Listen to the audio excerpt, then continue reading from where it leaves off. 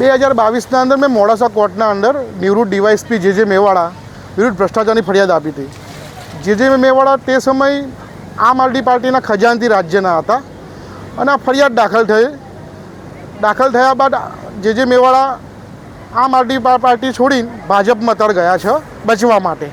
ભાજપે એમને કોઈ હોદ્દો આપ્યો નથી, કારણ કે ભાજપને એમને ભ્રષ્ટાચારની નીતિ ખબર છે અને પોતે અધિકારી હતા। પીએસઆઈથી ડીવાયએસપી સુધી નોકરી કરી, તે દરમિયાન એ લોકોએ ભ્રષ્ટાચાર આચરી અપ્રમાણસર મિલકતો વસાવી હતી।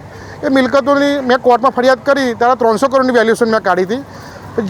જે તે સમય જતાં નવી જંત્રી આવતા એની બજાર વેલ્યુએશન 1700 કરોડ રૂપિયા થાય અને આ અંગે એસીબીના નામદાર કોર્ટે તપાસ સોંપી હતી, પણ એસીબી આમની સામે એક્શન લેતી નથી। કોર્ટમાં રિપોર્ટ મોકલ્યો હતો, મંજૂરી મળે તો કાર્યવાહી થાય અને એ જ રિપોર્ટના અંદર એ બાજુ એવું લખેલું હતું કે ભાઈ ગૃહ વિભાગ તરફથી તપાસ મળી હતી, પણ વડી કચેરી રિપોર્ટ કર્યો, હાલ તપાસ પેન્ડિંગ છે એમ કરીને ગુનો દાખલ ન કરતી હોય, કાર્યવાહી કરતી હોય, પ્રોપર્ટી એકદમ વિપુલ પ્રમાણમાં હોય, એટલે કોર્ટે ગંભીરતા જોતા પ્રોપર્ટી જપ્ત થાય એ અંગેનું હુકમ કરેલો છે અને એ હુકમના કામે મારા તમામ પ્રોપર્ટી મિલકત સોગંદનામા સહિત નામદાર કોર્ટમાં જાહેર કરવાની છે।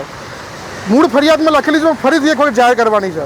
ત્યારબાદ સમગ્ર મિલકત જપ્તીની કાર્યવાહી કોર્ટ દ્વારા શરૂ થાય તેવું જણાઈ આવેલ છે। કઈ કઈ જગ્યાની પ્રોપર્ટી છે? મૂળ વતન અરવલ્લી જિલ્લાના હતા, એટલે એમને શરૂઆત અરવલ્લીમાં પ્રોપર્ટી ખરીદી। અમદાવાદમાં જે મેવાડા પાર્ટી પ્લોટ છે 200 કરોડ તો મેવાડા પાર્ટી પ્લોટ છે એમનો, એ પોતે એમને ખરીદેલો છે।